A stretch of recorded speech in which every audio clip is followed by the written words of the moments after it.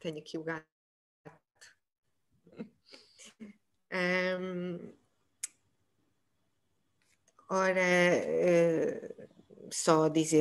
Vou só dizer umas palavras sobre mim. Eu fiz a minha formação como psicóloga clínica na Faculdade de Psicologia e depois fui fazer o mestrado e doutoramento também na área clínica nos Estados Unidos da América, onde tive a oportunidade de trabalhar em diferentes contextos e com diferentes populações, clínicas e não clínicas, incluindo, e no que diz respeito a este debate em particular, incluindo numa clínica que prestava cuidados de saúde de counseling na universidade, na própria universidade, portanto nesse sentido tem relevância para aqui, para o que vamos discutir. E pronto, desde que voltei e mesmo antes fiz também formação como psicoterapeuta e agora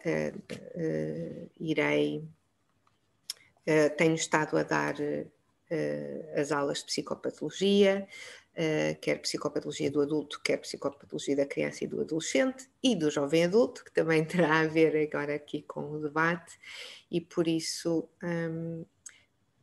tenho essa formação e essa experiência.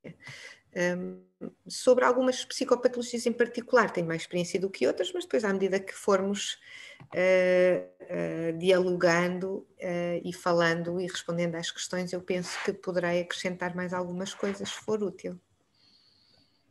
Sim, é só para relembrar aos participantes que a sessão da manhã foi mais expositiva e esta sessão vai ser um pouco mais de debate, ou seja, eu vou colocar algumas questões, as nossas oradoras poderão dar os seus contributos para a discussão, mas qualquer pessoa pode fazer perguntas ou adicionar alguma coisa, ou mesmo as oradoras podem fazer perguntas que não seja eu a introduzir, ok? Ok, então a primeira pergunta que eu tenho para vós é ir para a universidade já é um acontecimento que tem um impacto muito grande na nossa vida.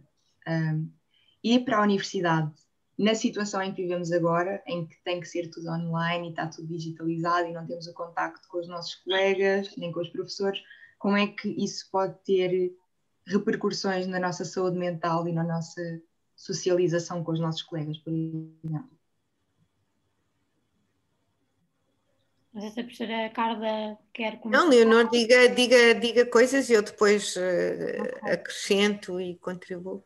Portanto, também começo por agradecer agora mais formalmente ao convite, não é? Pelo convite à associação, ao Núcleo de Estudantes em Psicologia. Também cumprimento a doutora Carla e todos aqueles que estão aqui connosco. Espero que seja uma tarde em que possamos debater, não é? E vocês, como estudantes universitários, eu também ainda estou fazendo doutoramento, portanto ainda sou estudante. Espero que também as nossas experiências pessoais possam dar aqui um contributo mais pessoal e mais significativo, não é? Nós sabemos que a saúde mental dos estudantes do ensino superior é muito importante para o sucesso académico, não é? Mas também esta trajetória na universidade vai promover mudanças muito significativas. Se a mudança para a universidade só por si já tem tanto impacto, seja saímos de casa dos nossos pais, por exemplo, pessoas que vivam no Algarve, vêm estudar para Lisboa, a saída de casa dos pais, a adaptação à universidade, a adaptação ao novo grupo de amigos, e todo o stress e toda a mudança que isso já causa em nós, neste momento, em fase pandémica... Um bocado mais assim, ao pé da Paula. Nesta fase... Catarina Martins, pedia só para desligar o seu microfone. Ok, acho que já está. Estava a dizer que agora com este contexto de pandemia é ainda pior, porque esta parte de integração na própria universidade e nos grupos de amigos neste momento ficou comprometida, porque estamos todos em casa, cada um no seu computador, virtualmente. Também em termos de desempenho académico, eu sinto, porque também estou a ter aulas online, que o meu nível de concentração nas aulas é menor, porque estamos o dia todo, portanto, num ecrã, com as luzes. Depois, às vezes, as aulas também são desenvolvidas com um conteúdo que estaria preparada mais para aulas presenciais e, portanto, isso também acaba por ser um bocadinho, um bocadinho mais cansativo. Depois, em termos de saúde mental, eu encontrei vários estudos, não é, que apontam, e isto é uma estimativa um bocadinho assustadora, eu não tinha bem noção disto até ir ler, mas que entre 15% a 25% dos estudantes do ensino superior sofrem algum tipo de perturbação e transtorno mental.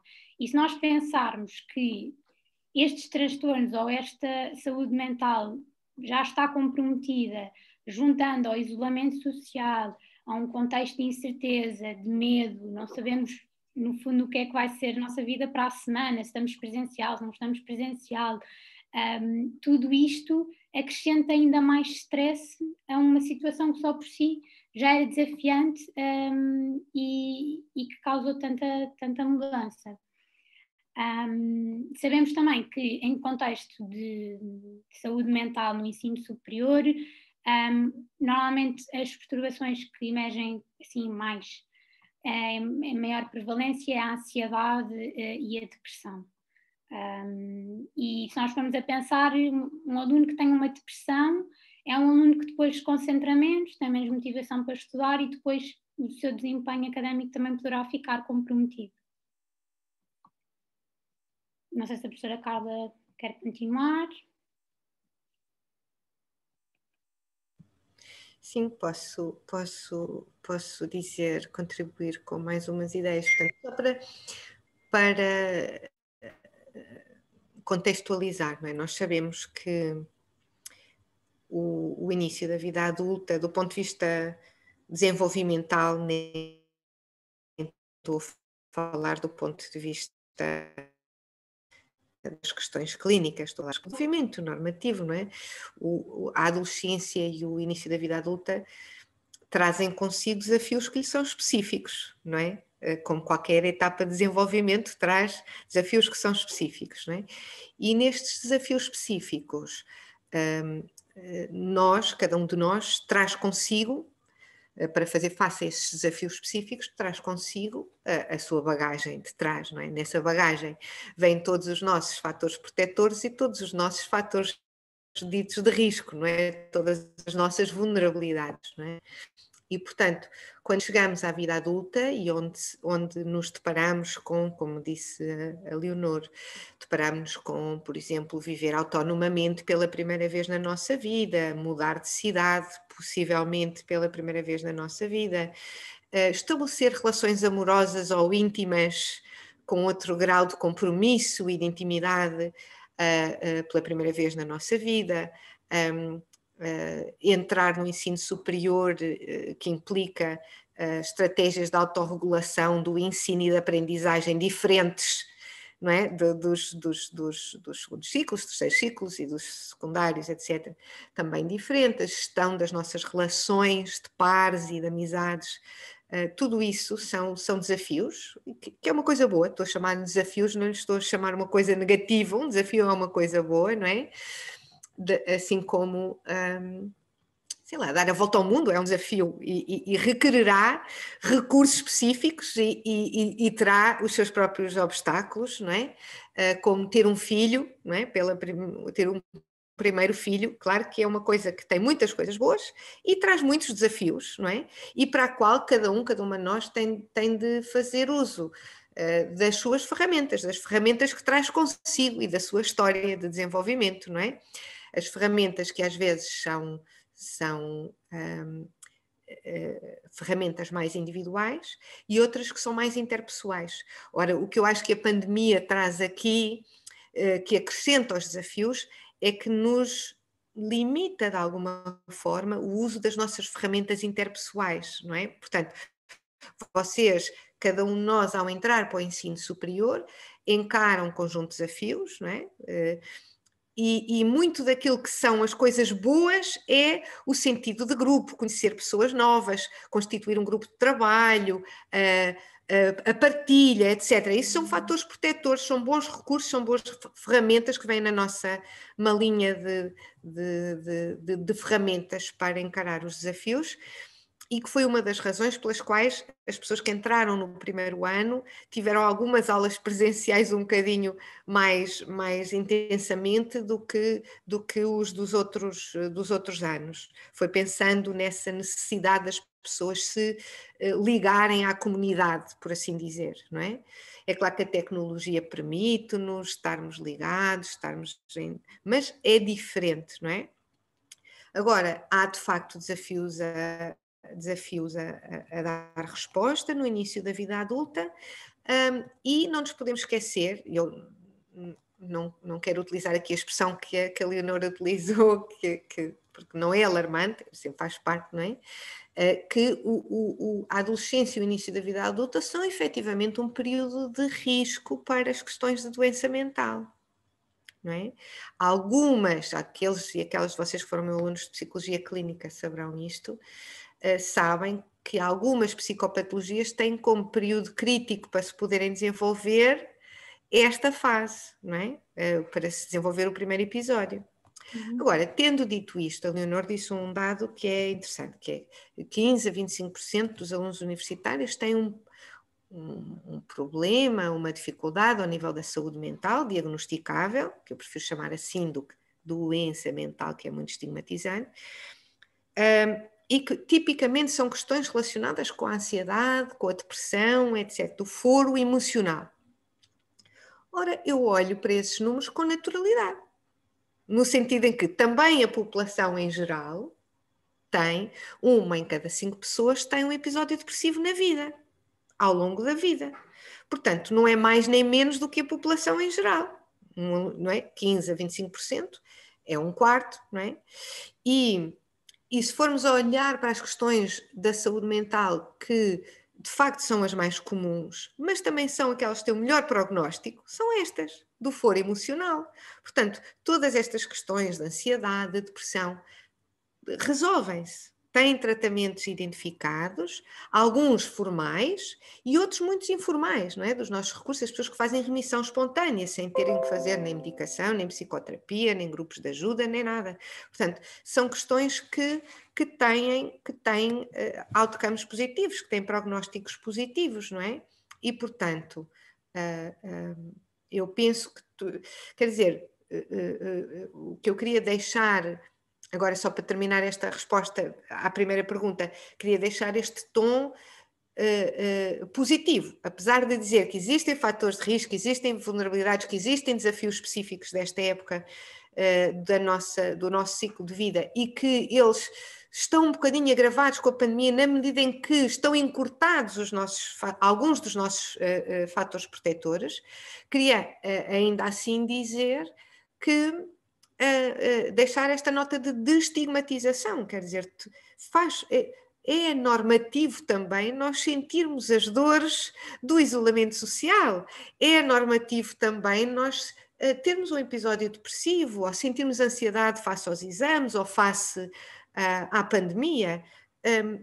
Não é algo que deva ser estigmatizado ou sobrepatologizado, não é? E existem ajudas para todas essas questões e são questões que tipicamente têm uma evolução positiva e, portanto, nesse sentido, há muitas respostas possíveis para estes problemas. E se calhar para esta pergunta ficava por aqui e abria outros comentários e outra pergunta ou da mesa ou da plateia. Por acaso eu gostava de perguntar, não sei se há aqui alunos de primeiro ano que queiram partilhar a vossa experiência de entrada na universidade em tempos de pandemia, não sei se há aí alguém que queira partilhar a experiência.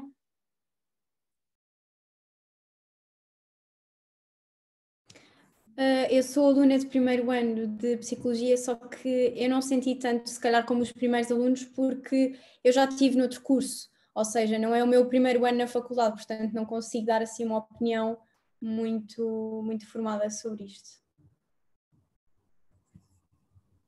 Boa, obrigada, Carolina. Não sei se há mais alguém de primeiro ano que tenha entrado em contexto pandémico que queira partilhar a sua experiência.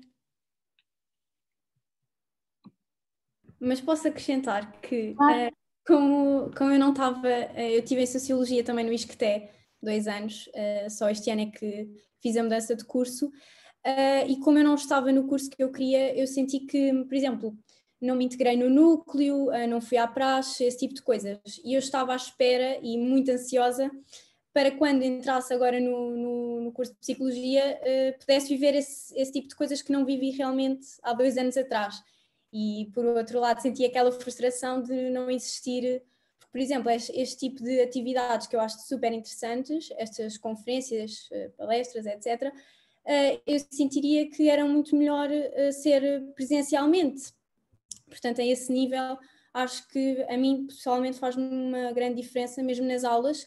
Eu não me sinto muito à vontade para estar a aula inteira com a câmara ligada, depois sinto que os professores não criam aquela, pronto, não há aquela ligação como se fosse nas aulas, é completamente diferente, até mesmo entre nós alunos, para nos conhecermos, é completamente diferente do regime habitual e pronto, é isso.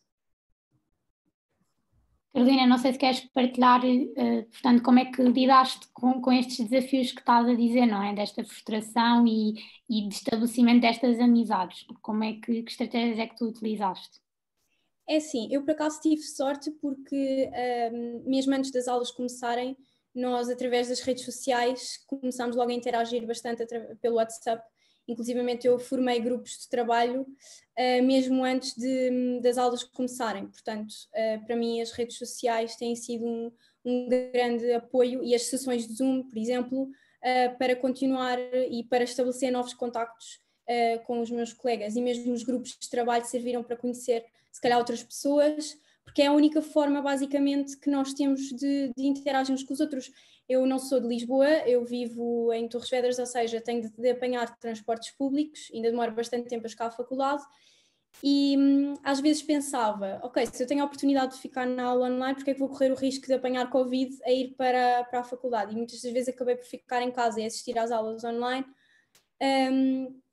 Pronto, eu acho que essencialmente as sessões de Zoom, os grupos de trabalho acabam por ajudar bastante na interação, e algo que eu sinto que estou a errar bastante é, por exemplo, nas aulas não manter a câmara ligada, mas depois eu sinto que ninguém liga, ninguém mantém, e eu acabo por se calhar me retrair. Eu, por exemplo, hoje liguei porque vi que realmente existiam muitas pessoas que estavam com a câmara ligada, se calhar se a maior parte estivesse com a câmara desligada eu também provavelmente não tinha ligado. Ok, boa, obrigada, Carolina. Nada. Mas é um bom exemplo daquilo que estávamos a dizer, não é? Que nós todos somos diferentes, nós todas somos diferentes e temos diferentes vulnerabilidades e diferentes forças, não é? Mais-valias. E também, para além disso, as estratégias, elas próprias, funcionam de maneira diferencial em nós. Eu às vezes costumo dizer, dar o exemplo de, para relaxar, por exemplo, imaginemos que estamos num dia, ou numa semana, ou num mês, ou num ano particularmente ansiogénico, não é? Para relaxar, diferentes pessoas utilizam diferentes estratégias. Se para algumas pessoas fazer uma aula de pilates ou de meditação funciona, assim em frente ao computador, no Zoom e no não sei quê, para outras pessoas isso iria ser uma ansiedade brutal, porque não conseguem estar sentados e a respirar durante 1 hora, e portanto, para eles e elas, se calhar, ir dar uma corrida valente durante meia hora é mais relaxante do que estar 45 minutos a relaxar e a fazer posições em bola de pilates e tal e tal. Portanto, não só nós somos distintos uns dos outros, como as próprias estratégias não funcionam como receitas de bolos para toda a gente. E, portanto, o que nós temos que fazer é isso, é ensaiar, por tentativa e erro, não é? Muitas vezes, é ensaiar estratégias e perceber o que é que funciona melhor para nós, não é? Para nos autocuidarmos. É o WhatsApp, é ir, nesta fase, é ir à universidade, é ficar mais em casa. Vou agora nesta fase, mas depois os números aumentam, agora fico mais em casa, combino mais reuniões em Zoom com os meus colegas, faço mais... Pronto, o que seja, não é? Mas irmos ensaiando que estratégias é que fazem sentido para nós, sendo que não há nenhuma que faça milagres, não é? E que resulte bem para toda a gente, não é? Mas pronto, há algumas orientações e a própria Ordem dos Psicólogos e a própria DGS têm lançado uma série de recursos online gratuitos com dicas para as famílias, com dicas para os jovens, com dicas para como falar do Covid com as crianças mais pequeninas, como tará, não é? Pronto, há assim algumas regras orientadoras de mantermos alguma rotina e de mantermos hábitos de autocuidado, não é? De cuidarmos nós próprios, nós próprias, não é? Cuidarmos do ponto de vista físico, por exemplo, não passar o dia inteiro de pijama e não sei o que, só porque a câmara pode estar off, não é? De cuidar de nós próprios do ponto de vista cognitivo, não é? De irmos lendo um livro ou vendo uma série ou de não sei o quê, de cuidar de nós próprios do ponto de vista emocional, de cuidar de nós próprios do ponto de vista interpessoal, não é? Combinar um jantar com amigos em Zoom e partilhar umas gargalhadas com eles e elas, de todas as nossas diferentes facetas e de irmos tentando perceber o que é que funciona para nós, não é?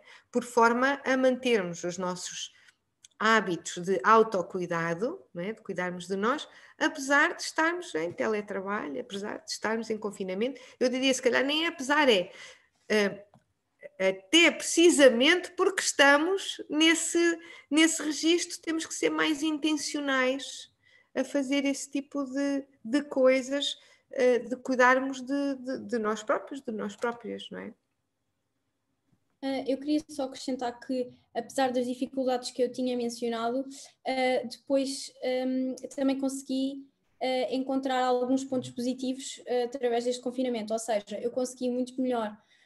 Comecei a conhecer-me, comecei a ganhar outros hábitos que eu se calhar em tempo normal não ganhava, a questão dos livros, das séries, a organização do meu tempo. Eu comecei a planear o meu dia de forma a que ele não fosse tão passar o dia de pijama ou só, pronto, não fazer nada. Comecei mesmo a estipular objetivos diários para ir fazendo. Portanto, acho que isso até me ajudou bastante a entrar num regime muito mais organizado e mais dinâmico do que se calhar se não tivesse a viver este confinamento. É super interessante isto que a Carolina está a mencionar, não é? Que é perante uma situação difícil, a Carolina teve esta capacidade e esta consciencialização de, muito bem, se calhar estar o dia todo de pijama não resulta bem para mim, então se calhar vou organizar melhor o meu dia, vou-me vestir de manhã, e isto é uma estratégia, não é? É nós identificarmos e aquilo que a doutora Carla falou sobre o autocuidado, para mim é peça-chave, eu digo isto muitas vezes aos meus pacientes, self-care, portanto autocuidado é mesmo muito importante, e é nós fazermos esta pergunta se calhar todos os dias, de 0 a 10, quão bem é que eu estou hoje, não é? O que é que eu posso fazer para potencializar o meu bem-estar? É tirar 40 minutos para ir dar uma corrida, se isso resulta para mim? É fazer uma aula de yoga, se isso resulta para mim? Se eu sou uma pessoa que tem alguns tipos de problemas de ansiedade, se calhar o yoga resulta para uns, mas se calhar para outros não resulta, e está tudo bem com isso. Por exemplo, para mim resulta super bem ir correr e o yoga não resulta bem. E para outros é exatamente o contrário. A corrida é um pesadelo e o yoga é que funciona bem. Mas eu acho que aquilo que é o ponto-chave aqui é nós termos a consciência e fazermos este exercício de planear, de identificar e de tirarmos nem que seja 10 minutos por dia para planear, não é? Ok, autocuidado, vou tirar 40 minutos todos os dias do meu dia para alimentar as minhas relações por via da chamada, para fazer exercício físico, para ler um bom livro, para me cultivar, para aprender algo novo que não esteja no contexto da faculdade, não é? Se eu sou uma pessoa que tem interesse em música, ir aprender qualquer coisa sobre música. Mas no fundo aquilo que é importante é nós termos essa consciência e percebermos que aquilo que nós identificamos como algo prazeroso para nós e que contribui para o nosso desenvolvimento pessoal, não é? E para nos fortalecermos é diferente para todos, e portanto não existe esta receita ideal para todos, de que se fizermos X, X, X e Y vamos estar todos incríveis. E depois acho que também é preciso às vezes darmos espaço a nós próprios para ter dias maus, não é? Porque às vezes existe muito aquela ideia que ter um dia mau é péssimo.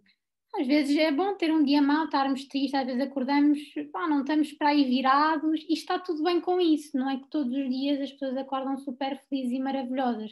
Até acho que também é preciso desmistificar isso. As emoções negativas também são normativas.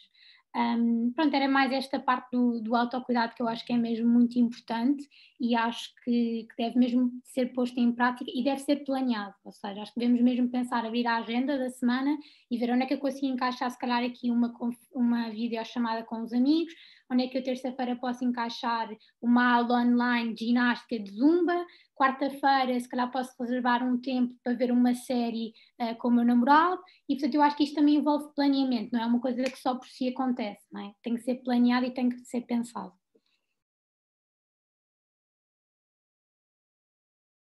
Eu não sei se mais alguém tem algum input a dar sobre esta questão que falámos agora. Não? Ok, então a minha segunda questão para as oradoras e para a plateia é de que forma é que este segundo confinamento a sério, de termos de estar em casa, ter aulas em casa, fazer tudo em casa, como é que isso está a afetar a saúde mental e a nossa própria vontade de ultrapassar isto? Porque quando nós estávamos a preparar as questões, o que nós falámos muito era que no primeiro confinamento as pessoas estavam em casa, faziam pão, faziam aulas e faziam coisas e parecia que era tudo muito bom e fantástico. E agora neste segundo confinamento é só fogo, outra vez aqui estamos nós e outra vez tudo em casa e agora não sabemos outra vez quando é que isto vai acabar. E a nossa questão era no sentido em que como é que este segundo confinamento de isto outra vez, porque é que o mindset mudou, porque é que antes era tudo maravilhoso e agora é tudo terrível e como é que nós podemos ultrapassar isto?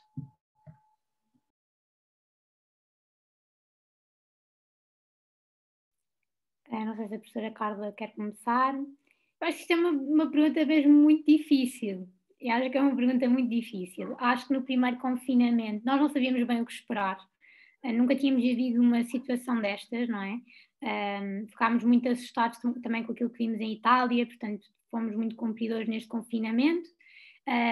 Vimos a situação do confinamento também como uma oportunidade de desenvolver imensas coisas que nunca tínhamos feito, fazer pão, aprender um instrumento, fazer yoga, fazer pilates, pintar, depois houve também toda uma onda na internet, não é, de pessoas a fazer exercício físico nas varandas e portanto houve um bocadinho essa imagem, depois desconfinámos, foi um verão relativamente normal, com algumas restrições. E agora este segundo confinamento acho que as pessoas de uma forma geral estão mais cansadas. E depois não é só o confinamento, não é só estar em casa, é que há, por exemplo, os pais, não é? Estão em casa com filhos pequeninos. Como é que se lida com um teletrabalho, com as exigências que continuam todas cá, não é?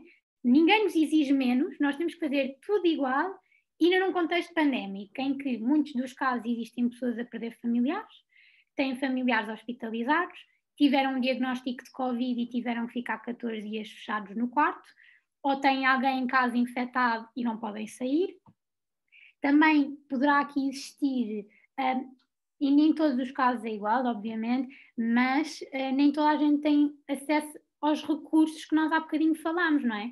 Nós também estamos perante uma situação em que nem todos os estudantes têm um computador em casa e acesso à internet para estar nas aulas, a concentração nas aulas também é menor, disse isso também há pouco. Também se tem verificado alguns problemas ao nível do sono, não é? As pessoas dizem que estão a dormir menos bem, mas depois também é interessante que, por exemplo, agora também no âmbito do meu projeto de doutoramento, em que está a incidir muito nesta questão da pandemia, mais nos casais, todos os casais que eu também tenho ido a entrevistar, está tudo bem. E, portanto, isto também é interessante, é ver também como é que as pessoas individualmente acabam por lidar com as situações e que recursos é que têm naquele determinado momento, porque assim é muito difícil, muito diferente nós olharmos para uma pessoa que ficou desempregada e que perdeu os seus rendimentos e que um casal, por exemplo, ficar os dois desempregados e têm filhos para sustentar e ter uma renda para pagar, e um casal, por exemplo, ou pessoas que a vida continua normal e que têm acesso a recursos para manter o seu bem-estar e saúde mental. Portanto, acho que aqui é mesmo preciso ver que os recursos e o acesso aos recursos, se calhar pode ser aqui aquilo que diferencia uma adaptação mais adaptativa, não? Uma adaptação melhor, não é? E outras que a saúde mental ficou mais afetada. Portanto, também temos que ver muito bem o contexto onde a pessoa está inserida e também os fatores daquela pessoa, daquela família, daquele contexto, e perceber efetivamente quais é que são os fatores que perturbam mais e quais é que são aqueles que também potencializam uma saúde mental mais saudável, sim.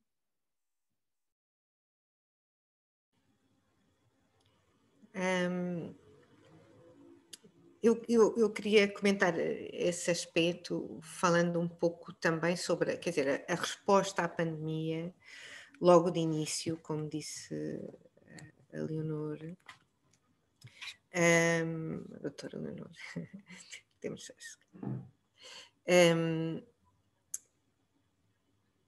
foi uma resposta essencialmente marcada emocionalmente por medo, não é? Havia imenso desconhecido, era uma ameaça, e do ponto de vista do nosso desenvolvimento emocional e do nosso sistema límbico, etc., a resposta a ter é uma resposta a uma ameaça, não é? Portanto, é ter medo, e as nossas respostas, embora diversas, mais uma vez, respeitando a liberdade individual, mas foram as respostas que nós conhecemos do medo, não é? Ou se luta, fight, flight or freeze, não é? Ou se enfrenta, ou se foge, ou se congela, não é? Portanto, foram respostas que são importantes e que são adaptativas, não é? Nessa primeira fase. Eu queria, nessa primeira fase ainda, eu queria comentar acerca dessa questão de estar a fazer bolo e aulas de zumba e ser supermãe, fazer pasta de papel com os miúdos enquanto se faz teletrabalho e mais não sei o quê, e se põe fotografias dessas coisinhas todas lindas no Facebook. Eu não sei se a resposta foi assim tão adaptativa no início, não é? Quer dizer, os social media só apresentam aquilo que os social media apresentam, não é? Eu penso que a certa altura poderemos ter estado a ver o melhor das pessoas no Facebook, mas também o pior de algumas pessoas no Facebook. Mas não sei se nós não sentimos todos e todas alguns desafios, não é? Nenhuma de nós é super-homem ou super-mulher e, portanto, não foi com leveza nem a cantar, a fazer aulas de Facebook e pão que passámos pelo primeiro confinamento. Pese embora algumas pessoas terão passado essa imagem nos social media, não é? Mas quem vê social media não vê corações, não é? Social media é só uma cara, não é a realidade subjetiva, intersubjetiva, fenomenológica de cada pessoa, não é? Mas, naturalmente, houve um crescendo de esperança que veio com o verão, não é? Porque os números melhoraram, porque a situação foi possível de abrir, desconfinar, do ponto de vista social, do ponto de vista económico, do ponto de vista... E, portanto, foi com algum desalento que se voltou a este confinamento. E, de facto, aí, naturalmente... Um primeiro mês de confinamento, um segundo mês de confinamento não é vivido com a mesma resposta emocional que um 11º mês de confinamento e um 12º mês de confinamento, não é?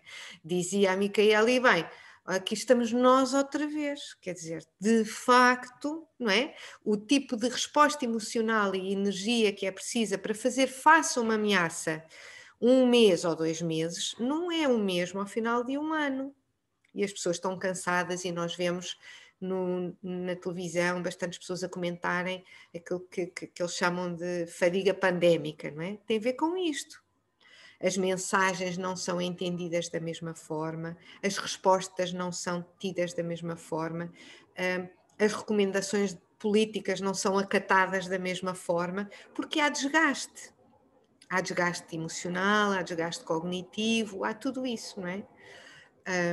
Agora, ao mesmo tempo que há isso, pode haver um outro aspecto, não é? que estava a frisar na sua pergunta, que é, por um lado, como estratégia protetora, e portanto boa, mas por outro lado, com os seus aspectos negativos, eu acho que muitas pessoas também acabaram por se anestesiar um pouco, por ter respostas um bocadinho mais de desligamento e de apatia, não é? Por um lado, tem o aspecto bom, que é não estão desesperadas, não estão angustiadas e não estão tão assustadas como estavam no início, não é?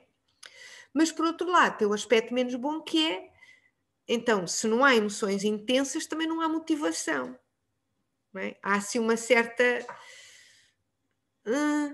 não é? Sim, morno, não é? E não há energia para continuar a gerir isto dia sim, semana sim, mês sim, não é? E, portanto, tem um lado bom de não estarmos tão ansiosos, não termos... Mas tem um lado menos bom, que é o lado de também não termos tanta paixão, nem tanta intensidade pela parte positiva com as coisas, não é? Já não nos dá vontade de acordar de manhã e pensar, deixa lá ver uma coisa gira que eu posso inventar para fazer hoje.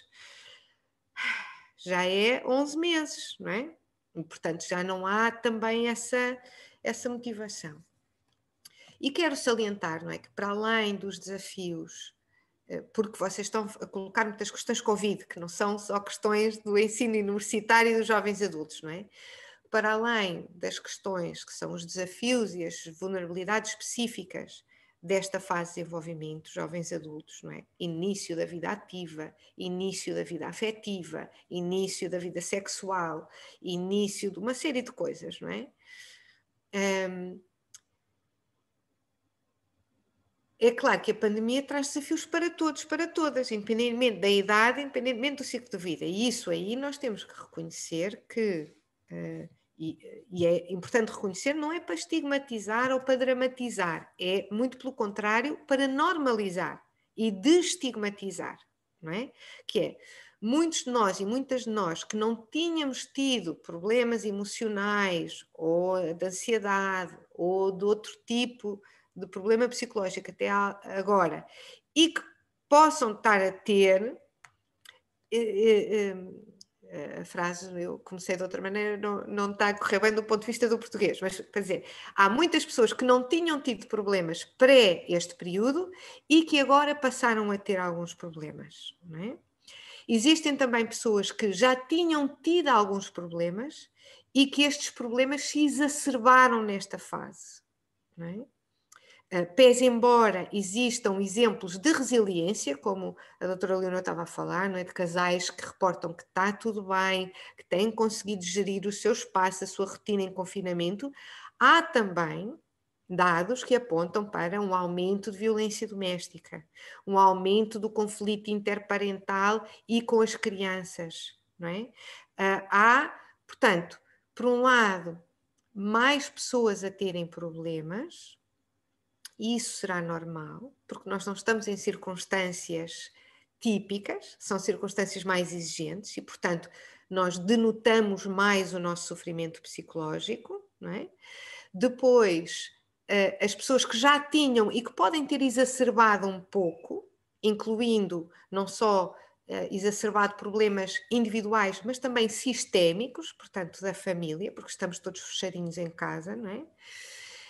E depois, também outra questão que é, e que também já foi abordado, que é aqueles e aquelas nós que, entretanto, foram tendo contacto com amigos e familiares que apanharam Covid, amigos e familiares que foram internados, amigos e familiares que entraram em cuidados intensivos ou amigos e familiares que partiram, não é? E nós próprios que podemos ter apanhado ou que podemos ter estado em vigilância ativa ou em isolamento, etc., de facto, a passagem por essa experiência em si própria está associada, e algumas revisões de literatura que foram feitas logo no início da pandemia demonstram isto, que estão associadas de facto a um aumento das percentagens de stress pós-traumático experienciado e reportado pelas pessoas e outras perturbações de ansiedade, portanto, que são respostas típicas. Não estamos com isto a dizer que é bom, que toda a gente... Não é isso que estamos a dizer. Estamos a dizer são respostas que podem acontecer, que é importante que as pessoas peçam ajuda para elas, que as reconheçam, que as identifiquem, que as peçam ajuda, porque existem respostas, existem orientações, existem apoios, e não é preciso estar a passar por isso sozinho ou sozinha, ou imaginando que, sei lá, estou a pensar em particular alguém que possa ter estado internado, até sem ser numa unidade de cuidados intensivos, mas que testemunhou muito sofrimento, mesmo tendo já saído e está bem, mas quer dizer, mas viu pessoas a entrar e a sair e viu, quer dizer, a própria vivência dos cuidados de saúde nesta época pode ter sido ela própria muito intensa, muito traumatizante, e que é importante dar espaço a que isso seja falado, seja abordado, seja normalizado. Não é absolutamente necessário que se peça ajuda profissional, mas se pedir ajuda profissional também existem apoios profissionais, não é? E que essa resposta é comum, não é? Eu ouvi já algumas vezes, nos últimos tempos, pessoas dizerem: eu só quero esquecer esta fase. Eu disse: olha, esquecer é possível que não vá acontecer. Não é? Porque nós, infelizmente, já trabalhei muitas vezes com trauma e com stress pós-traumático, de guerra ou outro, não é? E de facto, às vezes as pessoas colocam a questão desse ponto de vista, que é, eu só que vai tudo ficar normal e eu vou esquecer, não é? E efetivamente não se trata de esquecer, não é? Porque nós não temos um botão de desligar as memórias más. Agora, com alguma distância, não é? Podemos efetivamente ressignificá-las. Podemos lembrar-nos delas com menos frequência e com menos sofrimento, isso é claramente importante que aconteça e desejável. Podemos estar a falar de perder uma pessoa significativa, podemos estar a falar de qualquer coisa dessa natureza, não é? Lembrarmos menos vezes dessa perda e lembrarmos com menos sofrimento. E depois também ressignificar a experiência, não é? Ressignificar a experiência, tentar perceber como, às vezes, também com as experiências menos boas, nós também crescemos e aprendemos, não é? Portanto, essas experiências também nos transformam, com a parte positiva que está associada a isso e a parte menos boa que está associada a isso, mas transformamos, é parte de quem nós somos, não é? Em vez de estarmos a lutar para esquecer, não é? E há muitas vezes este discurso aqui com a pandemia que é: eu só quero é que isto passe para voltarmos a ter a nossa vida normal, como se fosse só um botão, um clique, não é? Para esquecer o lá para trás, em que fosse desejável que nós não nos tenhamos transformado individualmente e coletivamente com esta experiência e aprendido com ela, não é? E eu penso que é importante percebermos esse espaço. Não estou a dizer que ainda bem que tivemos isto para crescer. Não é isso que eu estou a dizer.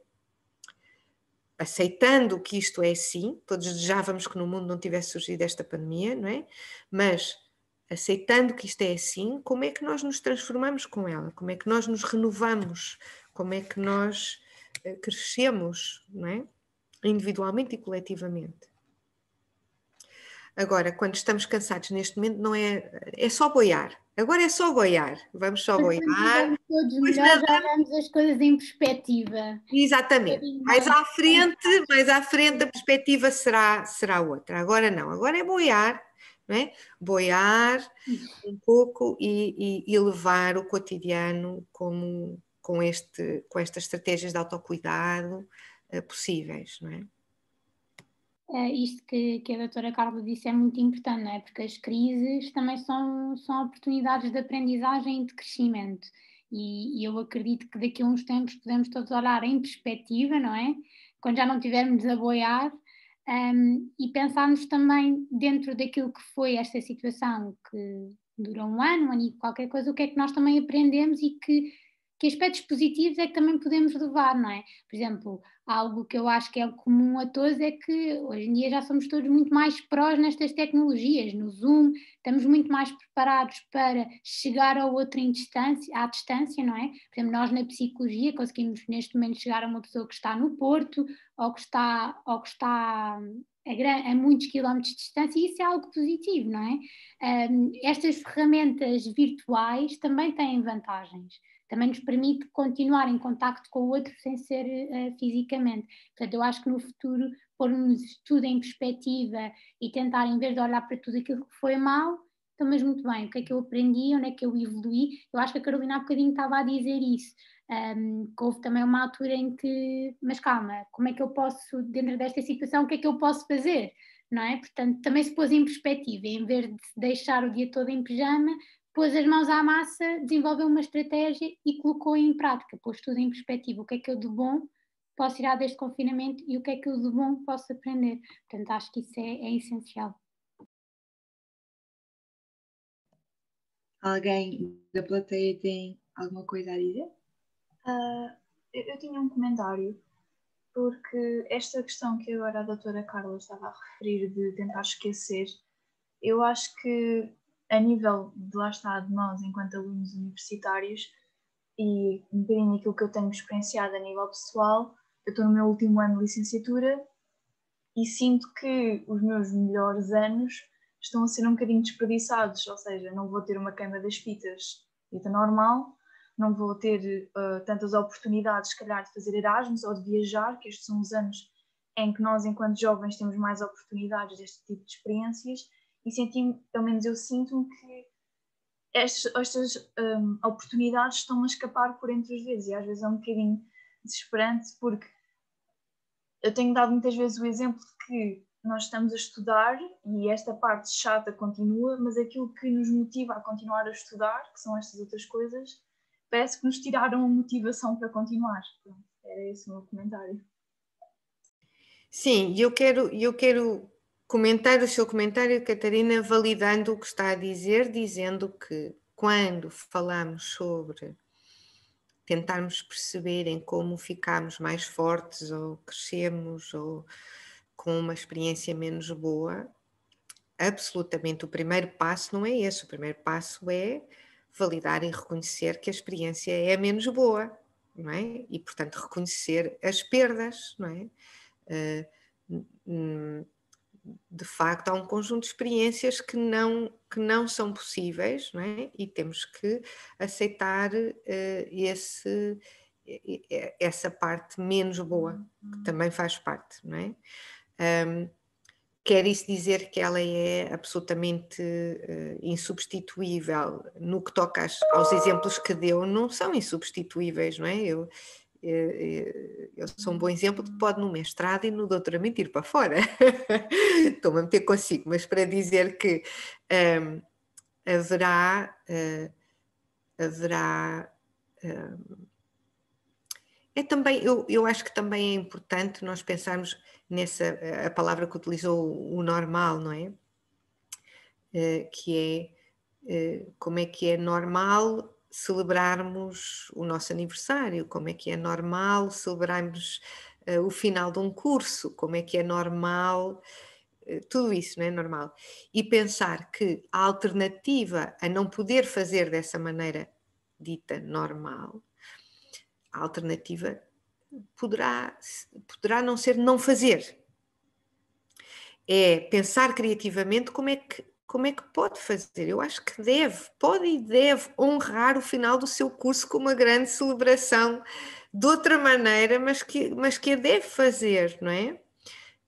E que, quer dizer, se as universidades assim o permitirem, até poder fazer agora uma coisa e depois poder ser adiada e fazer da forma mais tradicional, se quisermos, noutra altura, não é? Eu acho que não podemos esquecer que os rituais são importantes, fazer anos é importante, acabar um curso é importante, fazer uma viagem pelo estrangeiro é importante, portanto teremos de, por um lado, poder ser criativos e inovar, criando outras maneiras de passar esses momentos, não é? De celebrar, de honrar esses momentos, e depois, por outro lado,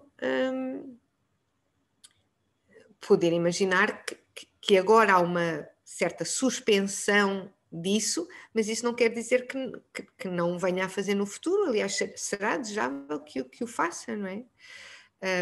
Mas sim, eu quero absolutamente fazer essa nota de o tal distanciamento que a doutora Leonor estava a falar e a tomada de perspectiva, reforçar novamente, até porque trabalhei com pessoas com experiências traumáticas terríveis, não é? Que antes de tomar uma perspectiva é importante validar a perda que ocorre, não é? E esse espaço é inegável, não é tapar o sol com a peneira, não é dizer, opa, deixa lá, olha, não faz não sei o quê, cantas os parabéns no Zoom. Não é a mesma coisa. Não? Vamos cantar os parabéns no Zoom, e ainda bem que temos o Zoom para cantar os parabéns. Mas é importante validar que há uma perda, de facto, não é? E há algumas coisas que são difíceis. Eu, por exemplo, via no outro dia uma reportagem sobre o adiamento de tratamentos. Há o adiamento, por exemplo, de tratamentos não urgentes, não é? Os chamados doentes não Covid, que têm procedimentos que não são urgentes, é tudo cancelado e adiado.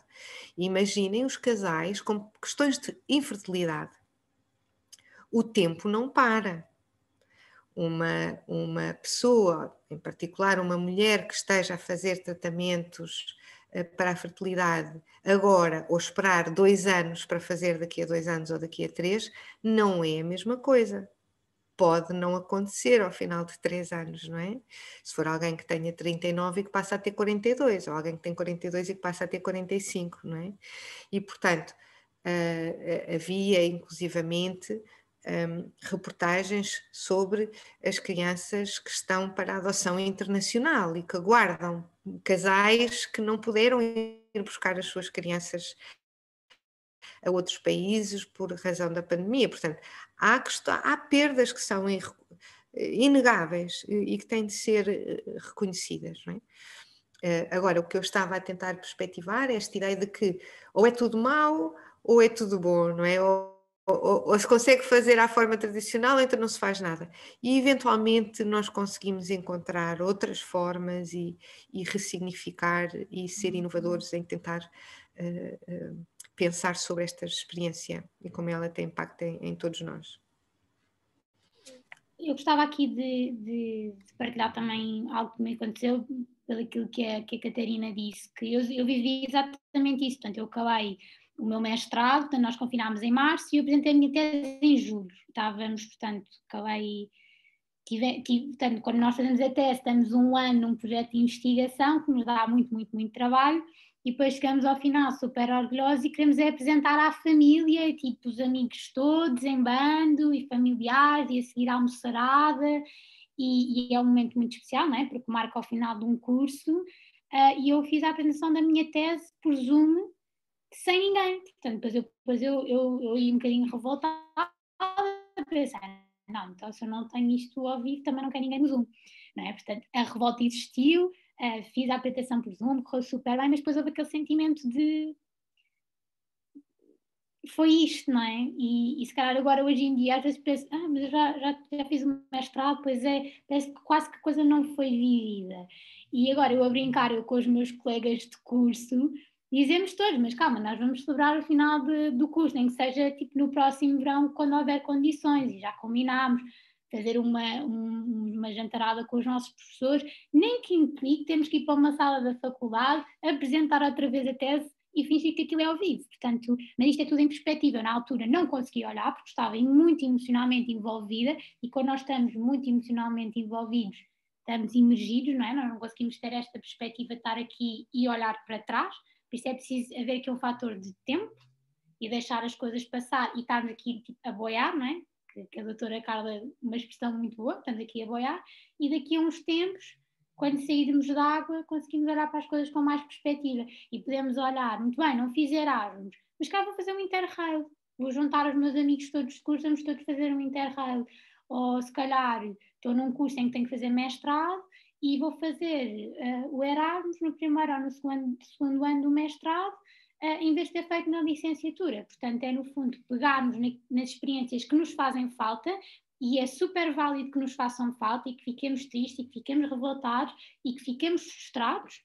Tudo isso é mais do que legítimo, mas depois temos que nos pôr em perspectiva e pensar, muito bem, perante isto, o que é que eu posso fazer para de alguma forma fazer algo equivalente ou melhor, não é? Ou se calhar não fizermos numa faculdade e vou fazer um Interrail, mas se calhar daqui a uns anos vou fazer um doutoramento e vou para fora, não é? Porque, por exemplo, é aquilo que eu estou a fazer agora. Eu também perdi um bocadinho aquela experiência do último ano da faculdade, em que temos que fazer um estágio e que temos que fazer a tese e tudo. Depois, quando fazemos investigação, por exemplo, também dá-nos muito gosto estar com os professores, porque é algo que nos dá mesmo muito trabalho. E eu, olha, vi no meio da pandemia, deu-me não sei o que é que me deu, olha, vou para o doutoramento que eu quero continuar isto, porque sim, me está a fazer falta esta vivência ao vivo. E, portanto, eu acho que isto, se calhar aqui a peça-chave seja pôr-nos em perspectiva e deixar algum tempo passar.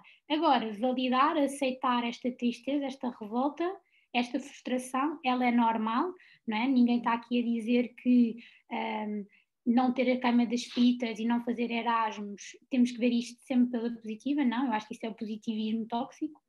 Não, temos que ficar tristes e ficar um bocadinho revoltados, mas depois daqui a uns tempos vamos ver então como é que eu posso resolver isto. Pronto, para também dizer à Catarina que passei por isso e eu vou ter o meu final de curso, nem que seja daqui a uns meses, passado um ano, tudo bem, mas que vai acontecer porque é algo importante para nós. Daqui a uns anos queremos olhar para trás e queremos pensar, quando eu acabei o curso, apesar de estarmos em contexto pandémico, demorei um ano a fazer a festa, mas foi muito fixe porque já não nos víamos todos há um ano, então foi aquela sensação de nostalgia de estar de volta. Portanto, eu acho que isso também é importante, termos esta perspectiva.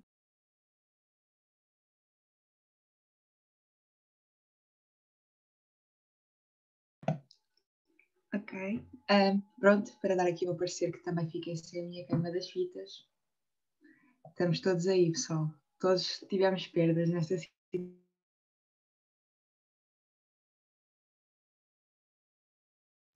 Acho que a Micaela ficou bloqueada. Ainda estou a fazer o meu luto. Um ano depois ainda estou a fazer o meu luto. Micaela, bloqueaste durante um bocadinho. Olá. Agora está a tua fotografia. Ok.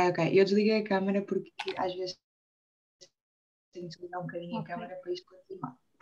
Então, eu acho que isto aquilo que a Micaela fez é super importante, que é, no fundo, também é importante esta partilha, não é? Enquanto suporte social destas dificuldades que nós vamos sofrendo, pode ser mesmo aqui uma estratégia de coping, o suporte social, e nós partilharmos, não tem que ser obrigatoriamente fazer uma terapia e só partilharmos isto com um psicólogo, é também partilharmos isto com pessoas que estejam a passar o mesmo, não é? Olha, estou frustrada, o que é que tu sentes em relação a isto? Olha, que planos é que tu achas que nós podíamos fazer, não é? E eu acho que é muito importante salientar, reforçar, sublinhar itálico, grande, letra grande, que é a partilha. Porque quando nós partilhamos, verbalizamos, deitamos cá para fora, não é? E também temos o outro a dizer, olha, eu também sinto o mesmo. Então não nos sentimos sozinhos, não sentimos sozinhos a sentir. Portanto, eu acho que também estes eventos, no futuro, acho que também seria muito importante quase que fazer tipo queima das fitas anulada, como é que nos sentimos em relação a isso? Ou um Erasmus cancelado, como é que nos sentimos em relação a isso? Um final de curso comprometido, como é que nós nos sentimos com isto? Acho que também seria importante desenvolver eventos neste sentido.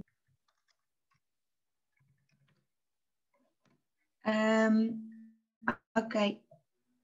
A minha próxima questão é mais direcionada então para a parte daquilo que é a universidade em si, a entrada na universidade, que é quando nós estamos no secundário, normalmente nós temos expectativas que vamos conseguir manter o nosso nível de aproveitamento quando vamos para a universidade. E muitas vezes isso não acontece, e às vezes as primeiras notas são um pouco choque porque mas eu fiz tudo como fazia no secundário e em vez de ter um 16 tive um 10. E eu falo por experiência própria e por conhecimento de algumas colegas minhas que isto aconteceu e foi um bocadinho difícil de tentar ajustar e lidar com o porque é que agora não está a resultar uma ferramenta que resultava antes. E gostava de saber também qual é que era então as vossas opiniões sobre isto, como é que se pode lidar de melhor maneira e lidar com a desilusão de se calhar não sou assim tão boa como esperava que fosse, porque muitos alunos às vezes estão num quadro de mérito durante muitos anos e depois entram na universidade e veem que se calhar não é bem assim. Então gostava de saber a vossa opinião.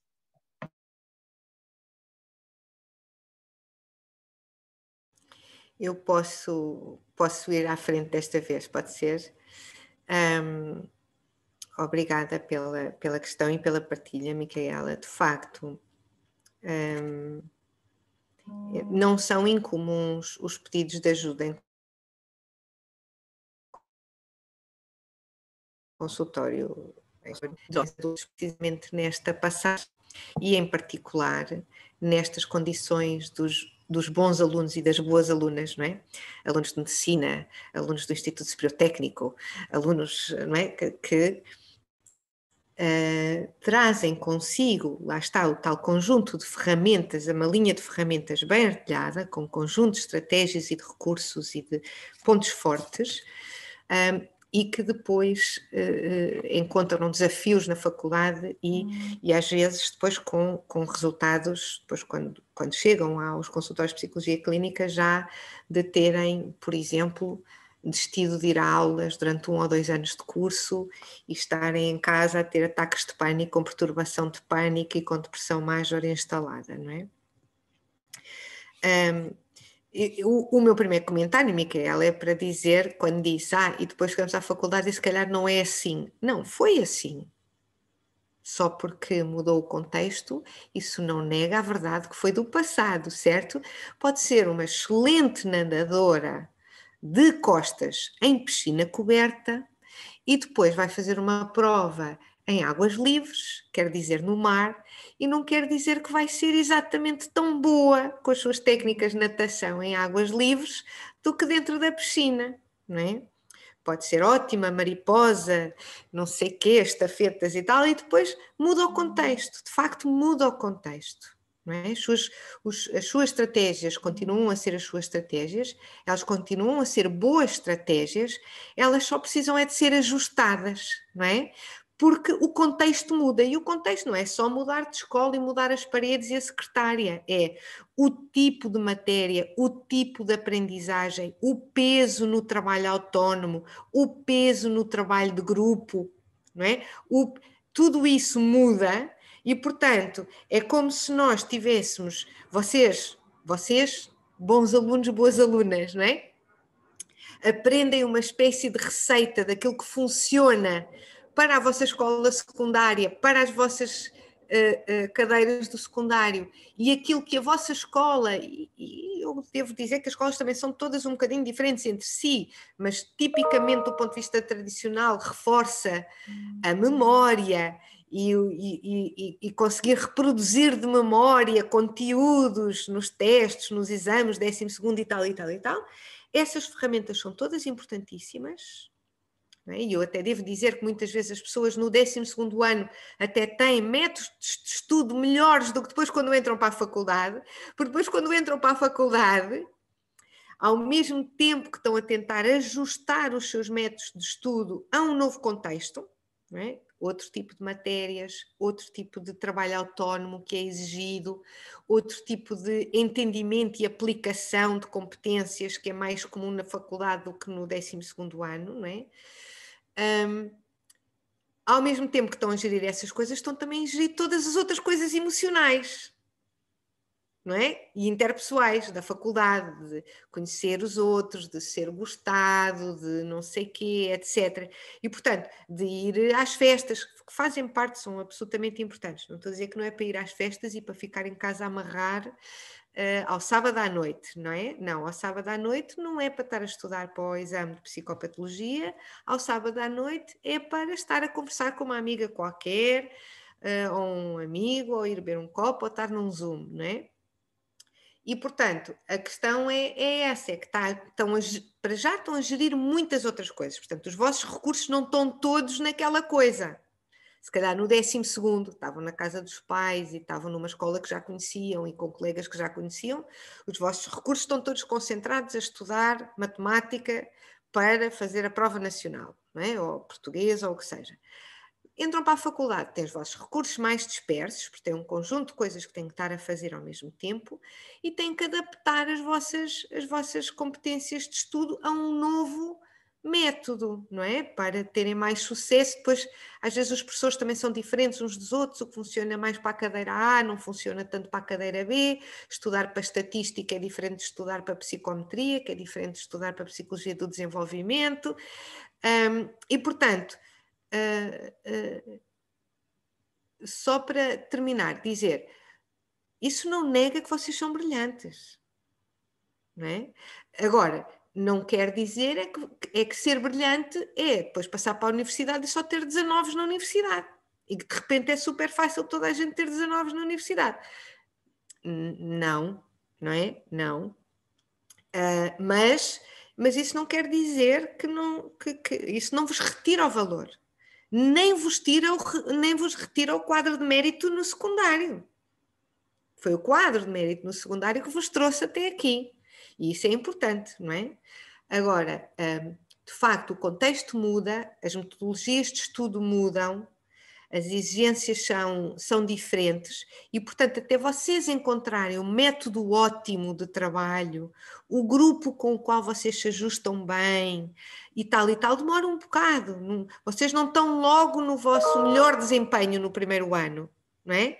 Muitas vezes eu falo com colegas vossos no terceiro a dizer, bom, agora se eu olhasse para trás, tinha tantas melhorias para trás de cadeiras em que tive 10 e 11 que era só para passar, que eu agora queria fazer melhorias que era para ter uma médiazinha simpática para entrar para o mestrado. Porque vocês quando chegam ao terceiro ano é quando já optimizaram as vossas metodologias de estudo. Não é? Já conseguiram encontrar um grupo de trabalho com o qual fluem muito bem, porque têm a mesma metodologia, porque já experimentaram 1 ou 2 que não deram certo e já afinaram a vossa forma de fazer o trabalho autónomo e os trabalhos de grupo já estão orientados. E também já não estão dispersos a conhecer as pessoas, a ir às festas todas, a ser... Não é? Isso já está conseguido, vocês já estão ali há 2 anos, já estão... E, portanto, faz parte. E ninguém está achando, nem os professores estão à espera que toda a gente tenha 19. Aliás, se toda a gente tiver 19, no ano seguinte fazem os testes mais difíceis. Por isso, deixa estar, faz parte, está bem? Só aqui complementando aquilo que a doutora Carla disse, nós temos que pensar que quando nós entramos para a faculdade, primeiro é uma metodologia completamente diferente. E, portanto, esta linha ferramentas tem que ser atualizada. Não só é atualizada, também numa tentativa em erro. E não é igual para todas as disciplinas, não é? Portanto, aquilo que a doutora Carla disse, existem grupos de trabalho que funcionam super bem e há outros que são um pesadelo. Esta é a palavra, não é? Há grupos de trabalho que são um pesadelo e há outros que são ótimos, mas nós, para sabermos que aquele grupo funciona bem, lá está, tivemos que experimentar outro, não é? Depois as metodologias, nós, calhar, no início usamos a metodologia que desenvolvemos no secundário e que funcionou bem, mas depois na faculdade a exigência já é outra, se calhar já não é decorar tudo, mas compreender, é refletir. E isso depois é uma aprendizagem, se calhar no primeiro ano, lá está, nós estamos numa fase de transição, porque existem muitos desafios, há a dimensão académica, social, pessoal, institucional, adaptarmos à faculdade, às normas de funcionamento da faculdade, à metodologia de avaliação, termos, por exemplo, frequências ou exames no final do semestre, enquanto que, por exemplo, no secundário é 2 exames no final do 11º e 2 exames no final do 12º. Existe esta transição também, potencia o stress, desequilíbrios e também é um ajustamento exigente, com impacto a nível pessoal e académico, mesmo na performance académica. Portanto, eu acho que às vezes também existe esta expectativa e às vezes depois a realidade, mas acho que ela também é normal. E depois também acho que acontece em muitos casos, e eu, por experiência própria e também daquilo que tive a ler, é que também há muitas pessoas que entram num curso e depois não gostam. Portanto, tiveram, se calhar, não sei quantos anos a esforçarem-se imenso para ter 16 a biologia para entrarem num curso e depois chegam lá e efetivamente o curso não é aquilo que elas estão à espera. E eu acho que isto também é uma fase em que existe muito o sentimento de valorização e de queremos alcançar expectativas até em termos sociais, não é? A valorização social é muito importante nesta altura, mas também acontece muitas vezes, as pessoas entram num curso, por exemplo, a Carolina há bocadinho estava a dizer, entrei em Sociologia, tive 2 anos em Sociologia, não gostei, e depois é que percebi que fui para a Psicologia. E portanto também é uma fase de aprendizagem nesse sentido. Às vezes não é só não estarmos bem familiarizados com a metodologia de ensino da universidade e todas as suas exigências, é se calhar mesmo o curso em si. E depois aqui, acrescentando algo que eu acho que dava para um evento do dia inteiro, é também muitas vezes a pressão que os alunos do secundário sentem para irem logo para a universidade. E irem para um curso que se calhar não têm bem a certeza se é aquilo que querem ou não, e têm que ir logo. E se calhar se tivessem um ano a fazer um gap year, a fazer algum tipo de outras, uma língua, a fazer um voluntariado, ir viajar, experimentar vários estágios para perceber aquilo que gostam, se calhar isto não aconteceria. Por exemplo, eu tive essa experiência, eu fiz o ensino inglês, portanto nem sequer fiz o português, e nós tivemos essa experiência, e isso para mim, olha, só para vos dizer, eu queria ir para a gestão hoteleira, que não tem nada a ver com psicologia. Porquê? Porque eu fui para um sítio de hotelaria e percebi, eu não gosto nada disto, não é? Portanto, também é quando nós experienciamos as coisas que nós percebemos se gostamos ou não. E depois, obviamente, que podemos ficar desiludidos ou podemos ficar surpreendidos. E depois temos que atualizar a nossa malinha de ferramentas. Mas ela só vem com a experiência e em tentativa em erro. Portanto, eu acho que este primeiro ano temos que ser mais easy em nós próprios, sermos mais compreensivos com nós próprios e reconhecermos que é um ano de muitas mudanças e que não ter 15, 16, 17, 18 em tudo também não tem mal. Se calhar no segundo ano vai ser melhor, no terceiro ainda melhor, e no mestrado estamos top. E portanto temos que também olhar para isso e tirar este peso dos nossos ombros, porque isto pesa muito. E exigindo muito de nós, isto depois em termos de saúde mental também pode ser complicado.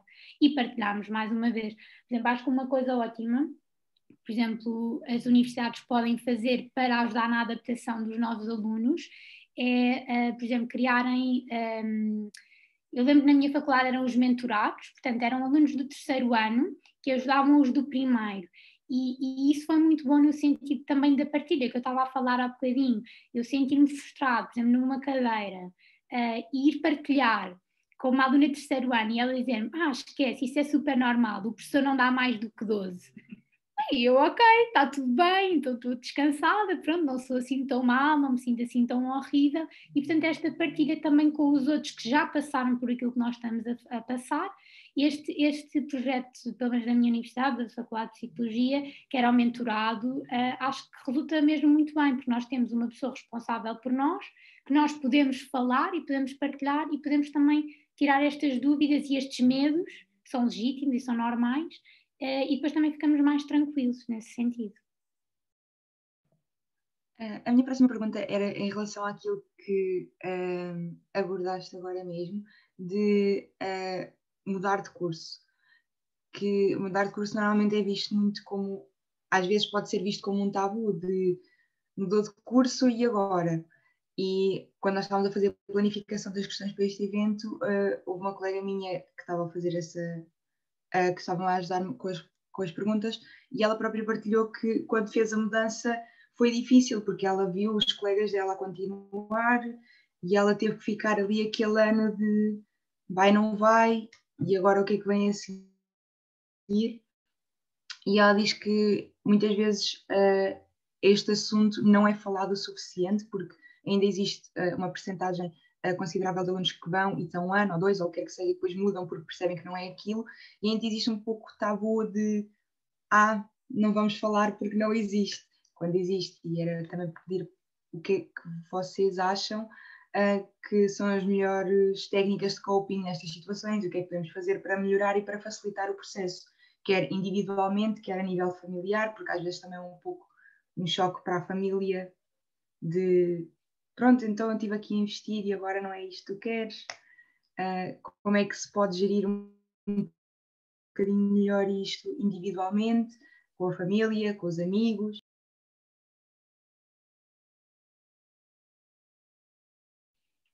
Eu acho que até convidava aqui a Carolina, não sei se ela quer partilhar a sua experiência, porque eu nunca mudei de curso e como a Carolina partilhou que mudou de Sociologia para Psicologia, eu até gostava de ouvir a tua experiência e E se puderes partilhar também que estratégias é que tu desenvolveste, como é que contaste aos teus pais, como é que os teus pais reagiram, se sentiste esta pressão que a Micaela está a falar, como é que foi para ti, Carolina?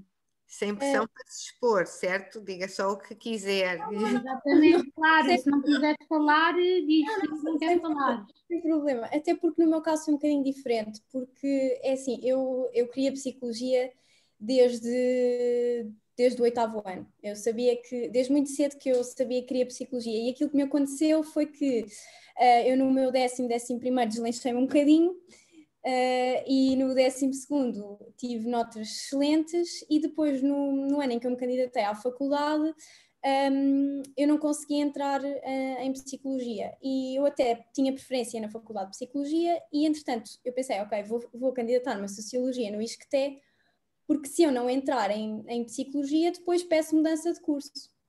Então lá fiz o primeiro ano, e por causa da pergunta anterior da adaptação do secundário para a faculdade, a mim foi bastante complicado, até porque eu sou muito agarrada aos meus amigos de cá, e nós somos assim, como é um sítio pequeno, somos todos muito ligados e é um núcleo muito fechado.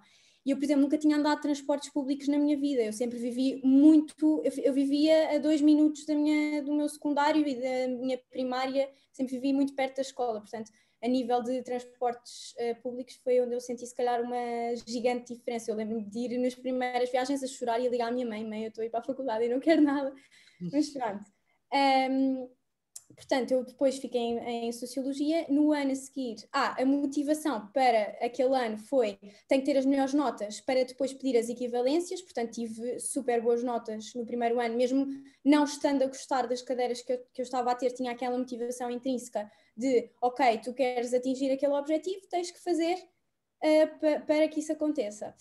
O que aconteceu foi que eu cometi uma falha gigante, que foi não repetir os exames do secundário nesse ano, só pedi transferência interna dentro do ISCTE, e houve um problema com a minha candidatura, houve uma informação mal transmitida da secretaria, que eu depois até... porque não abriram vagas de mudança, e eu depois inscrevi-me em regime parcial em Sociologia, e queria fazer unidades curriculares isoladas. E houve um problema com a minha candidatura das unidades curriculares isoladas de Psicologia, e eu acabei por estar o ano passado só a fazer metade das cadeiras de Sociologia. Passei por uma fase muito difícil, porque depois foi a quarentena, eu só estava a ter metade das disciplinas, estava a ser muito complicado para mim, depois estava muito desmotivada, porque não tinha conseguido mudar de curso, mas depois, no ano a seguir, ou seja, deste ano que passou para agora 2021, repeti os exames todos do secundário, pedi a mudança de curso dentro do ISCTE e para a Faculdade de Psicologia, ou seja, abri muito mais o meu leque de opções, e pronto, finalmente consegui. Respondendo à pergunta daquela pressão familiar, a pressão que eu senti foi... eu fiquei em Sociologia e eu no segundo ano eu queria desistir, eu queria ir trabalhar, queria fazer qualquer coisa, e a minha mãe disse: não, Carolina, não podes, eu não concordo com isso, porque depois vais perder aquele regime de estudo, e foi essa a pressão, a maior pressão que eu senti, e se calhar se fosse eu a decidir sozinha, tinha decidido parar e trabalhar, porque realmente foi um ano horrível para mim. E foi a única pressão, porque a nível de mudança de curso, os meus pais sempre me apoiaram imenso e sempre disseram: ok, segue aquilo que tu achas que tens que seguir e aquilo que é realmente melhor para ti, até porque eu desde pequena a única coisa que eu falava cá em casa sempre foi a psicologia, portanto. Minha mãe só não concordou foi com o facto de eu não ter terminado Sociologia. Ela fez-me aquela pressão do género: podias ter terminado o curso e depois só faltava um ano, tinhas terminado a licenciatura e depois aí ias para a Psicologia.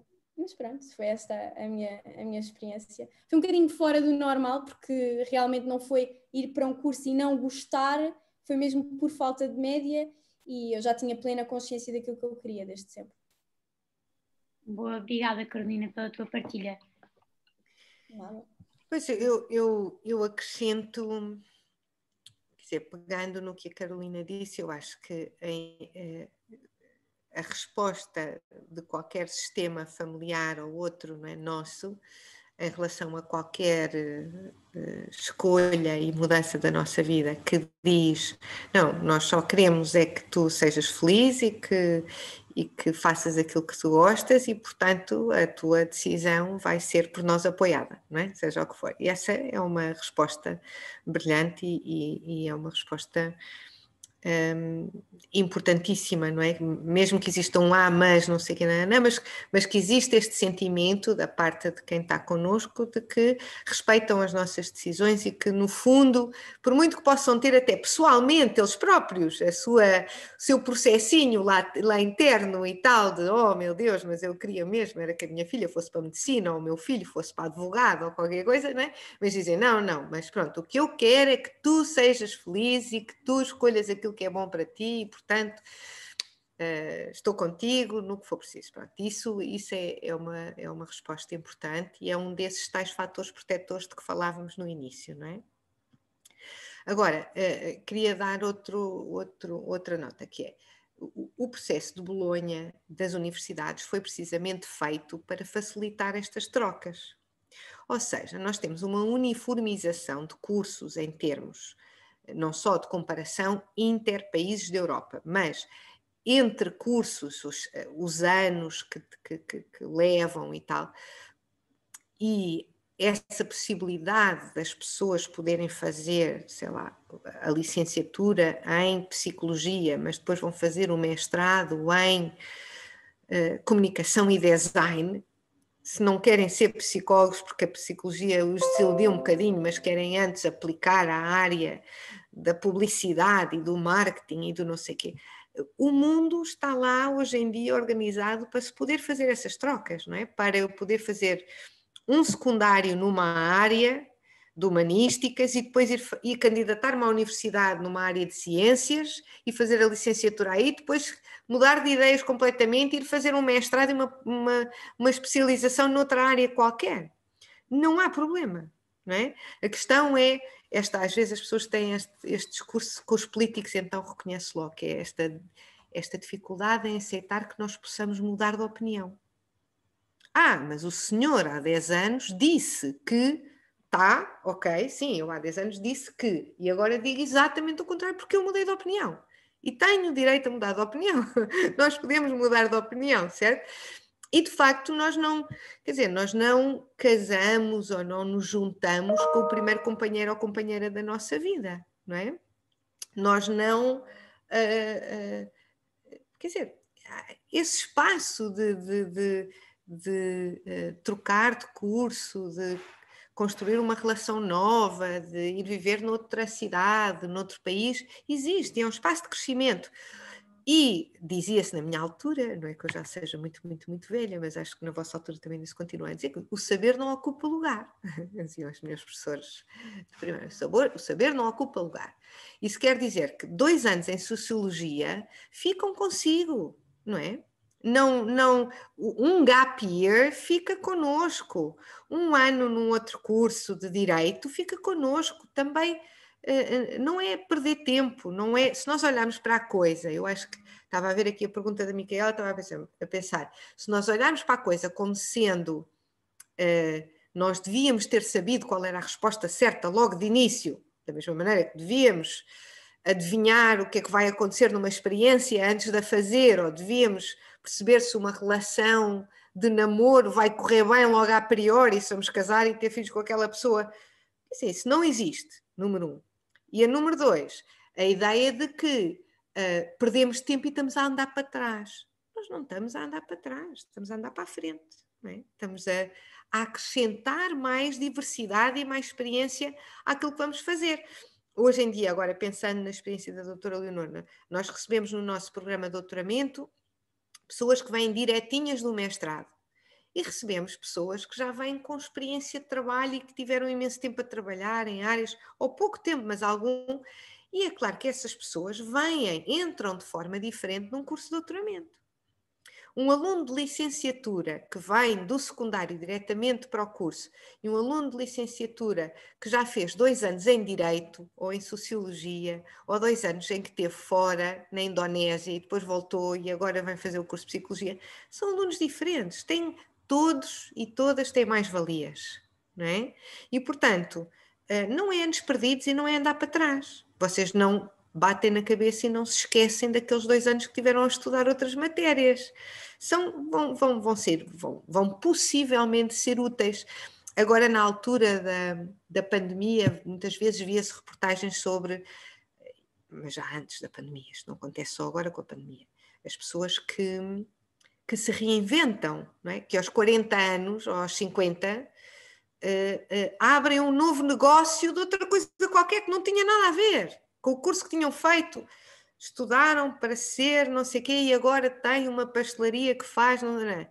Fantástico! Quer isso dizer que andaram a perder tempo durante 25 anos da sua vida?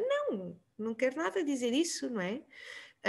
E, portanto, é olharmos para esta diversidade e a nossa possibilidade de nós, com a informação nova, tomarmos decisões novas. E ainda bem que assim é. Mal fosse se nós aprendêssemos mais coisas, mas teimássemos sempre nas mesmas opiniões, não é? Quer dizer, se eu leio mais, se eu tenho mais experiência, não é?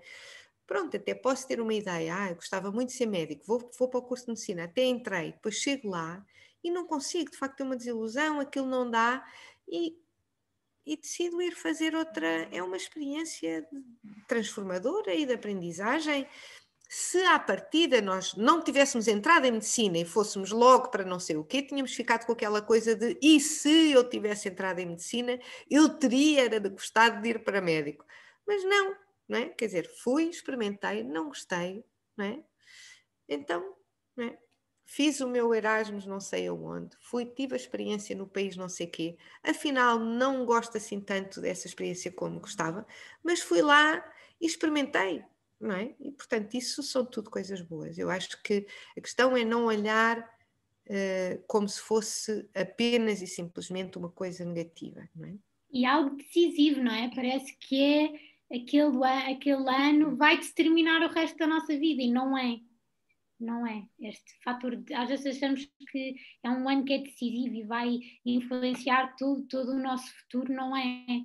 Lá está, é muito nesta linha que a doutora Carla teve a mencionar, que há sempre aprendizagens que foram feitas, há pessoas que nós conhecemos, se calhar termos entrado noutro curso é que nos fez perceber que não é nada daquilo que nós queremos e gostamos é de outra coisa, e portanto sem dúvida que não tem que ser uma experiência que nos faz perder algo, mas que nós ganhamos e agora queremos outra coisa e fazemos outra coisa e aquilo que a doutora Carla disse é muito engraçado porque realmente há pessoas que chegam aos 50 anos e pensam, tive a minha vida toda numa empresa, agora quero abrir um negócio e vão fazer outra coisa completamente diferente. Isso não quer dizer que... Escola de surf. Agora vou fazer uma escola de surf. Olha, ótimo. E é super legítimo e é ótimo, não é? E aprendemos outras coisas, temos outras competências, temos outros conhecimentos, se calhar vamos abrir uma escola de surf e temos imensos contactos dos nossos amigos da empresa e chamamos as pessoas todas para a nossa aula de surf e temos imensos alunos e eu acho que isso também nós vamos aprendendo à medida que vamos crescendo, não é?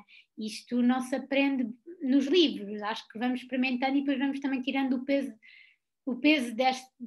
disto que nós achamos que é ir para um curso errado, ou um curso que nós não gostámos e depois vamos para outro que gostámos, calhar só daqui a uns anos é que quando olhamos em perspectiva pensar, mas calma lá, isto não fez diferença nenhuma, até fiz aquela amiga que hoje em dia ainda falo e conheci aquele professor que hoje em dia tem um contacto não sei onde eu se calhar vou para lá fazer um estágio, mas eu acho que é só quando vivemos é que podemos tirar estas aprendizagens.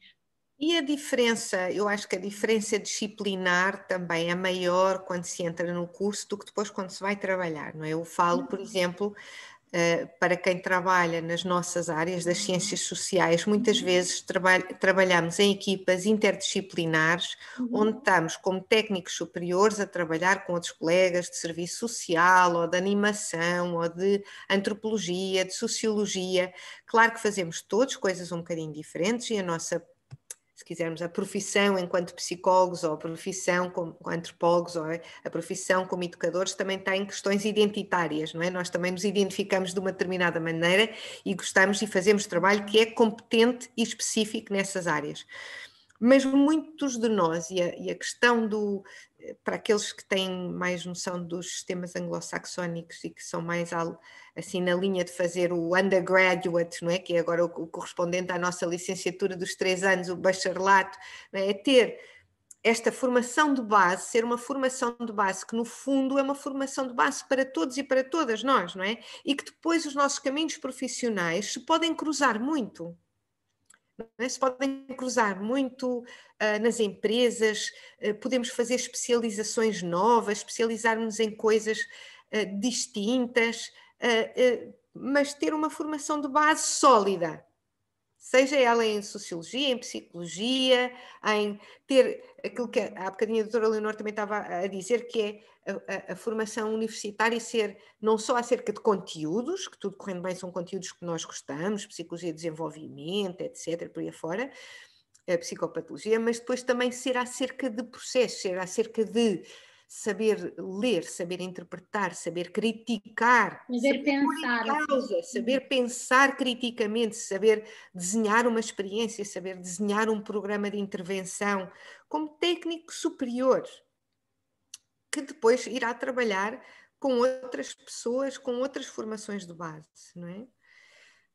Pronto. Este trabalho das equipas multidisciplinares, para mim, na minha perspectiva enquanto psicóloga, é dos mais interessantes, porque cada área... Depois, obviamente nós fizemos um projeto, imaginem, com crianças vítimas de maus tratos.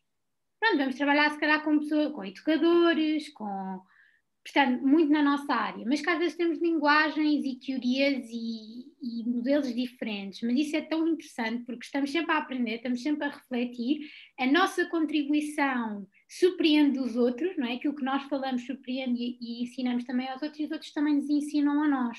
E eu acho que isso também é o grande pulo da faculdade para o trabalho, que é, acho que a faculdade nos ensina muito a pensar, a refletir, a discutir, a questionar, a não aceitarmos as coisas ou os modelos só porque aquele autor X disse determinada teoria, porque depois quando nós vamos pô-la na prática, pensamos, bem, uau, isto realmente existe. Lembro perfeitamente da primeira vez que eu percebi o que era a permanência do objeto. E eu percebi ao vivo e a cores como uma criança. E nunca tinha percebido nas aulas, sabe? Aquilo era um bocado teórico, não estava percebendo bem. E houve um dia que eu estava com um miúdo de 2 anos e eu percebi efetivamente o que era a permanência do objeto. Mas só percebi depois de não sei quantos anos. Mas tive que ir para o terreno e depois tive que pensar sobre aquilo, tive que refletir sobre aquilo, não é? Pronto, acho que não tenho assim muito mais a adicionar. Não sei se alguém quer contribuir ou fazer alguma pergunta. Eu queria só acrescentar... Já estamos no tempo, não é, Carolina? Por favor, diga, mas queria só lembrar-nos disto. Pois é. Não, era mesmo só acrescentar que realmente foi uma grande aprendizagem para mim a mudança de curso, porque eu ganhei outras ferramentas. Eu ia com a cabeça projetada de aos 18 anos tinha que ir para o primeiro ano, nos 19 tinha que estar no segundo, etc. E acabei por sair completamente da minha zona de conforto, daquilo que eu tinha programado na minha cabeça, e foi uma aprendizagem enorme para mim, sem dúvida. Obrigada, Carolina, pela tua contribuição. Nada. Não sei se mais alguém tem alguma coisa a dizer. Não? Ok, então se mais ninguém tiver nenhum comentário ou nenhuma pergunta, eu queria agradecer muito em nome de ambos os núcleos, o Núcleo de Estudantes de Psicologia e o Núcleo de Estudantes de História, pela presença das oradoras, que foi muito contributiva e apresentaram aqui muitas ideias interessantes e importantes de serem discutidas, e também pela presença de todos os alunos e alunas que estiveram aqui, com plateia a interagir, e queria agradecer muito, e acho que este tipo de iniciativas têm de continuar a ser feitas por parte dos núcleos e por parte de associações e todo tipo de coisas para tentar desconstruir o estigma que existe ainda em relação à saúde mental. Obrigada também pelo convite e pelo vosso contributo e esta missão, não é? Porque de facto é importante esta ideia de estigmatizar o sofrimento psicológico, porque ele faz parte da nossa vida em menor ou maior grau e é dinâmico e portanto acho que é importante partilharmos, não é? Utilizando as palavras da doutora Leonor, é importante partilharmos. E acho que aprendemos uma coisa nesta ação, é que se calhar precisamos mesmo também de criar aqui um grupo de partilha nestas experiências do Covid em estudantes. Se vocês tiverem interesse, eu acho que seria muito interessante fazermos mesmo uma sessão de partilha de alunos, de pessoas que também estejam a sofrer com este contexto pandémico e com todas as experiências que não viveram. Eu acho que é uma mais-valia haver um evento nesse sentido, não é? De um grupo quase, não é de autoajuda, mas de partilhar experiências. E eu acho que este também é muito interessante, só agora para rematar, também às vezes o sofrimento e as emoções negativas são normativas e são respostas e nem sempre têm que ser más. E às vezes era estranho não existirem emoções negativas perante determinadas dificuldades. Pronto, e acho que quero agradecer, acho que foi muito rico esta partilha e todos que participaram, também à doutora Carla, a Micaela também, ao núcleo, e pronto, obrigada, gostei muito. Obrigada.